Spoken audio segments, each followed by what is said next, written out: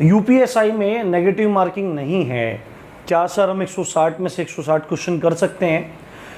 Normalisation actually में होता क्या है सर, इसके बारे में बताइए।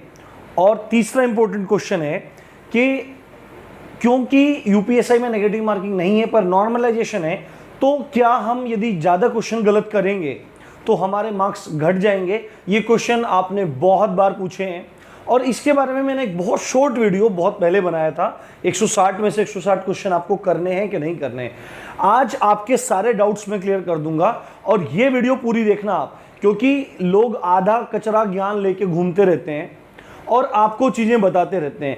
एक्चुअली में नुकसान होगा तो आपका होगा, उनको उस चीज़ से कोई फर्क नहीं पड़ता है। मैं विद प्रूफ आपको सब चीज़ें दिखाऊंगा और एक एक चीज़ आपको समझाऊंगा। सबसे पहला क्वेश्चन हमारा कि नॉर्मलाइजेशन होता क्या है। दूसरा, क्योंकि हम यूपीएसआई के रिगार्डिंग बात कर रहे हैं, तो यूपीएसआई में नेगेटिव मार्किंग नेगेटिव ज़्यादा करने से क्या मार्क्स कम होंगे, ये क्वेश्चन है।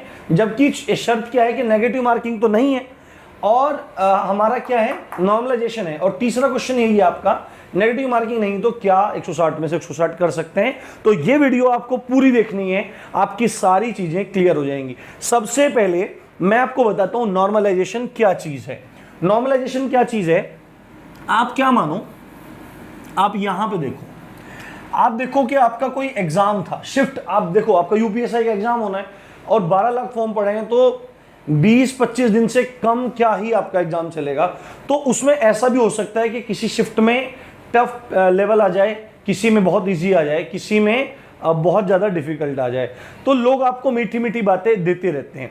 तो मैं आपको एक नॉर्मलाइजेशन के बारे में समझाता हूँ। सपोज करो क्या चीज़ है, आज का दिन ही मान लेते हैं, ठीक है, आज का ही दिन मान लेते हैं। आज तारीख है 22 जुलाई, आज 22 जुलाई है और आपका एग्जाम हुआ है। अब सबसे पहले क्या करना है, सबसे पहले है इजी शिफ्ट। इजी शिफ्ट है और हमको क्या मानना है कि हर पेपर में 100 क्वेश्चन थे और 100 ही नंबर के थे। 100 क्वेश्चन थे, 100 ही नंबर के थे। उसके बाद यहां पे है मॉडरेट शिफ्ट। मॉडरेट का मतलब मीडियम शिफ्ट है ना, और यहां पे है टफ शिफ्ट, यानी कि हार्ड शिफ्ट थी। यहां पे हार्ड शिफ्ट थी। तो अब आपको मैं समझाता हूं बेसिक तरीके से कि नॉर्मलाइजेशन है क्या चीज, पर उसके फॉर्मूला अलग होता है। फॉर्मूले के बारे में मैं आपको बताऊंगा, दिखाऊंगा फॉर्मूला आपको मैं क्या चीज होती है। तो अब ये मानो कि बच्चे का लेवल तो सबका सेम ही है, ठीक है, थोड़ा बहुत अंतर हो सकता है। तो यदि एक कैंडिडेट इजी शिफ्ट में बैठ जाएगा तो जाहिर सी बात है उसके मार्क्स अच्छे आएंगे, मतलब क्वेश्चन इजी होंगे, तो वो 90 तक चला जाएगा। वो कहां तक चला जाएगा, 90 तक चला जाएगा। उसके बाद जो मॉडरेट शिफ्ट थी, यानी कि ना तो वो बहुत ज्यादा टफ थी और ना वो बहुत ज्यादा हार्ड थी, तो बच्चा ज्यादा भी नहीं कर पाएगा, कम भी नहीं कर पाएगा। हमने मान लिया कि वो 80 तक क्वेश्चन को ले गया। कहां तक ले गया, 80 तक क्वेश्चन को ले गया। 80 क्वेश्चन उसने ठीक कर दिए। हम केवल नॉर्मलाइजेशन की बात कर रहे हैं, पहले नॉर्मलाइजेशन समझा रहा हूं मैं आपको। और हार्ड शिफ्ट में बहुत हार्ड क्वेश्चन आ गए, तो यहां पे क्या हुआ, यहां पे आया 70 क्वेश्चन। अब देखो क्या हुआ, आपको पता है कि कट ऑफ लगाई जाती है।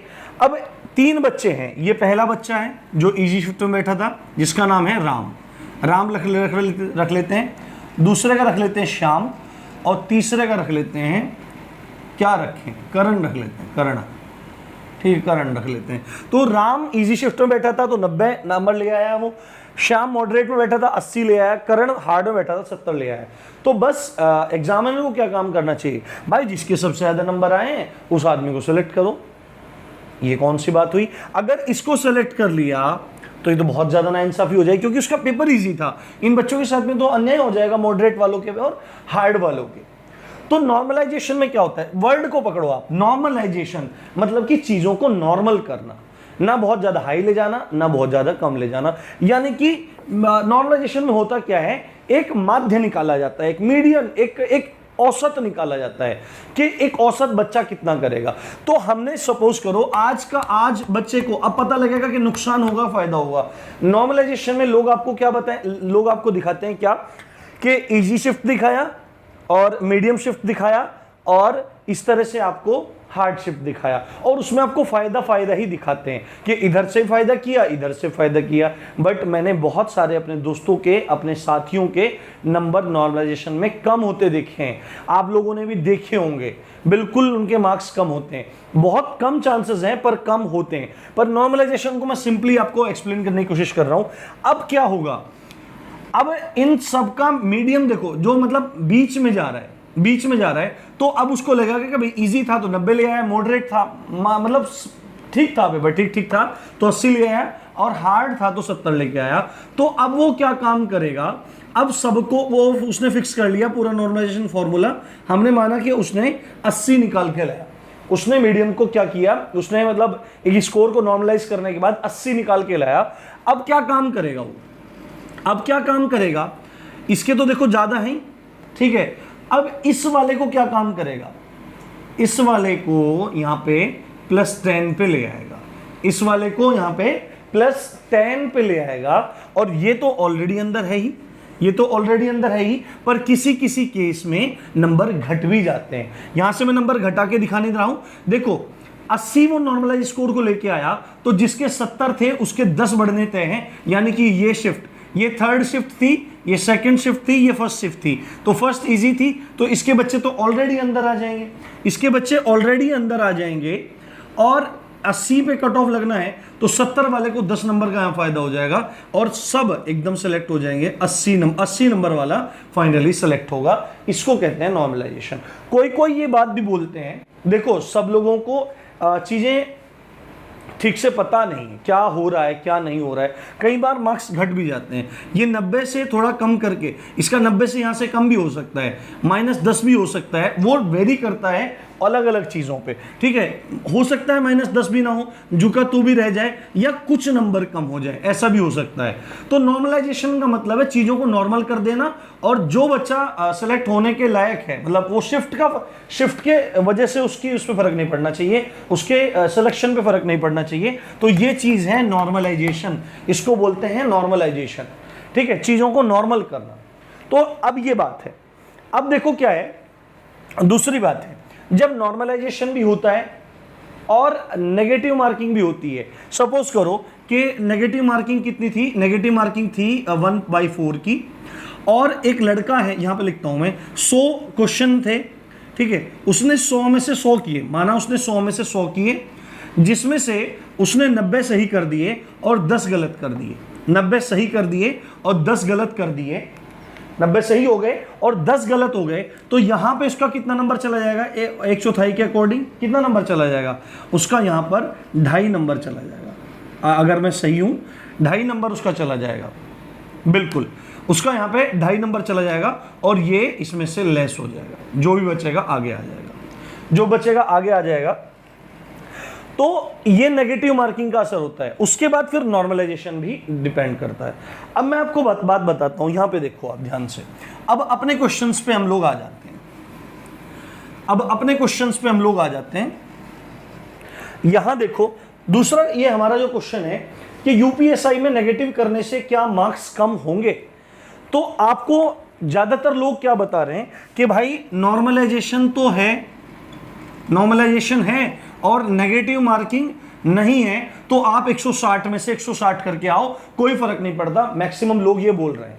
तो उन लोगों के लिए मैं एक बात बता देता हूं, बहुत ज्यादा फर्क नहीं पड़ता है, पर फर्क पड़ता है। इस बात को मैं दिखाता हूं। मैं सर्च कर रहा था यूट्यूब पे भी और वहां पे भी, तो यूट्यूब पे मुझे एक वीडियो मिली, और उस वीडियो में उन सर ने प्रॉपर्ली बताया है। उस वीडियो का लिंक मैं डिस्क्रिप्शन में दे दूंगा, आप जाके उसको देखना और थोड़ा सा आगे बढ़ा लेना। जहां पे मैं टाइमिंग भी दे दूंगा, नीचे मैं टाइमिंग भी दे दूंगा, जहां से आपको देखना शुरू करना है, और आपको पता लग जाएगा कि नॉर्मलाइजेशन में नेगेटिव मार्किंग के तो अलग कटते ही है, पर हमारे एग्जाम में नेगेटिव मार्किंग नहीं है। पर अगर आपने बिना नेगेटिव मार्किंग के पेपर में भी, जिसमें नॉर्मलाइजेशन है, उसमें नेगेटिव किए, तो आपका फर्क पड़ता है। ये कान खोल के सुन लो, बिल्कुल डेफिनेटली फर्क पड़ता है। वो उस वीडियो से प्रूफ हो जाएगा। वो वीडियो देखने के बाद आप मेरे को कमेंट करके बताना कि मैं झूठ बोल रहा हूं कि नहीं, या सच बोल रहा हूं कि नहीं, ये बात आपको बतानी है। तो आपका ये बात बिल्कुल तय मानना कि अगर आप नेगेटिव करोगे और नॉर्मलाइजेशन है, नेगेटिव मार्किंग नहीं है, तो आपके डायरेक्ट मार्क तो नहीं कटेंगे, पर नॉर्मलाइजेशन में आपको नुकसान हो सकता है।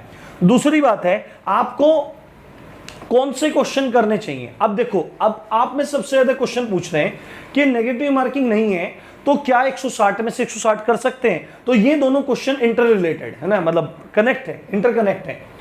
तो सबसे बड़ी बात, तो एक बात आप सुनो, जो एक सीरियस कैंडिडेट है उसको क्या काम करना है, सीरियस कैंडिडेट को हमेशा अपने सिलेक्शन की राह देखनी चाहिए, उसका एक टारगेट होना चाहिए। मैंने बता रखा है कि आप 110 प्लस क्वेश्चन के लिए टारगेट करो, जो मिनिमम एवरेज बच्चा है। कैसे? 25 मैथ्स में लेके जाओ, 30 रीजनिंग में लेके जाओ, 30 आप हिंदी वाले में लेके जाओ, 30 प्लस, है ना, मतलब इतने तो करो, प्लस का मतलब मिनिमम इतने तो करो, और 25 के आसपास आप जीएस में लेके जाओ, 110 हो जाएंगे। अगर आपका मैथ कमजोर है, यहाँ पे 20 कर दो, हिंदी में 5 बढ़ा दो, 35 कर दो, ठीक है। अगर यहां से कम हो रहा है तो मतलब कहीं भी एडजस्ट करके मिनिमम 110 क्वेश्चन करो। सबसे पहले आप ध्यान से मेरी बात सुनो, जो आदमी 160 पे 160 की बात कर रहा है ना, वो तुक्के वाला है। आप ये बात जान लो, जो आदमी 160 में से 160 करने की बात कर रहा है वो तुक्के वाला है। वो 160 क्वेश्चन को देखेगा या अपने सिलेक्शन को श्योर करेगा, अपने सिलेक्शन को सिक्योर करेगा। आप उन क्वेश्चन पे टारगेट करो जो आप पहले कैसे पेपर को करते हैं। सबसे पहले जो आपके क्वेश्चन आते हैं आप फटाफट करते जाओ। उसके बाद जिन क्वेश्चनों में आप इनके दौरान थोड़े से हटके बट आप कर सकते हो, फिर उन क्वेश्चंस को लपेटो, ठीक है। उसके बाद जो क्वेश्चन थोड़े टफ हैं पर आपको कहीं ना कहीं उम्मीद है कि आप कर सकते हो, फिर उनको देखो। और उसके बाद यदि आपका 110 का टारगेट मिनिमम पूरा हो जाता है, आप और अच्छे हैं, मैथ्स में बढ़ा सकते हैं, रीजनिंग में बढ़ा सकते हैं, इसमें बढ़ा सकते हैं, जीएस में 25 बहुत बड़ा स्कोर है। तो उसके बाद आप जिन पे तुक्का भी लगाना चाहते हो, तुक्का भी उन पे लगाओ जिनमें आपके 50% चांसेस हो। यानी कि ए, बी, सी, डी ये 4 ऑप्शन है। अगर आप उसमें से किन्हीं 2 को एलिमिनेट कर पा रहे हो तो आपके 50% सही होने के चांसेस हैं। अंधा तुक्का आदमी को कभी नहीं मारना चाहिए, इस बात का ध्यान रखना। तो मैं कभी नहीं कहूंगा, एक टीचर, एक अच्छा टीचर कभी ये नहीं कहेगा कि आप 160 में से 160 करके आओ, जबकि वो वीडियो जो डिस्क्रिप्शन में दे रखी है उसको देख लेना। डेफिनेटली नॉर्मलाइजेशन पे फर्क पड़ता है, पड़े ही कम पड़ता है। बहुत सारे लोग बोलते हैं जो फॉर्मूला है नॉर्मलाइजेशन का, मैं यहां दिखा रहा हूं, ये फॉर्मूला है, आमतौर पर रेलवेज को यूज करती है। वो लोग इस फॉर्मूले में जब देखते हैं तो इस फॉर्मूले में ऐसा कुछ दिखाई नहीं देता कि नेगेटिव करने से आपके नॉर्मलाइजेशन में फर्क पड़ता है, बट एक्चुअली में उस वीडियो में उन सर ने प्रूफ किया है, आप वो वीडियो देखेंगे कि नॉर्मलाइजेशन पे फर्क पड़ता है। नॉर्मलाइजेशन अगर है और आप नेगेटिव कर रहे हैं तो फर्क पड़ेगा। तो मेरी सीधी सच्ची सलाह ये है आपको, मैं सब हटा देता हूं, केवल आप अपनी मेहनत पे ध्यान दीजिए। 160 में से 160 चक्कर में मत पड़िए। सबसे पहले जो एवरेज बच्चा है वो 110 प्लस का टारगेट अचीव करे। अगर अच्छा है तो किस में बढ़ा सकता है, देखो 25 मैथ्स में, 30 ये मैथ्स लिख दिया मैंने, रीजनिंग लिख दिया, हिंदी लिख दिया और जीएस लिख दिया।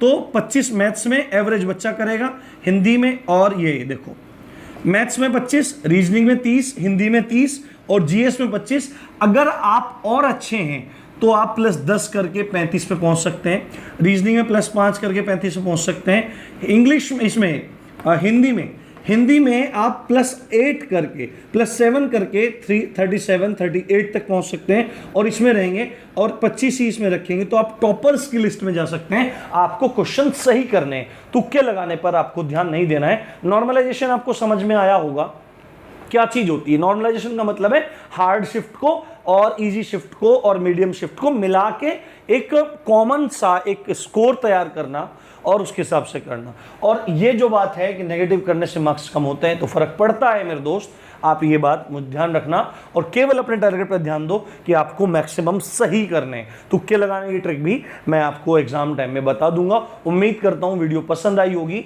पसंद आई है तो सब्सक्राइब किए बिना मत जाना।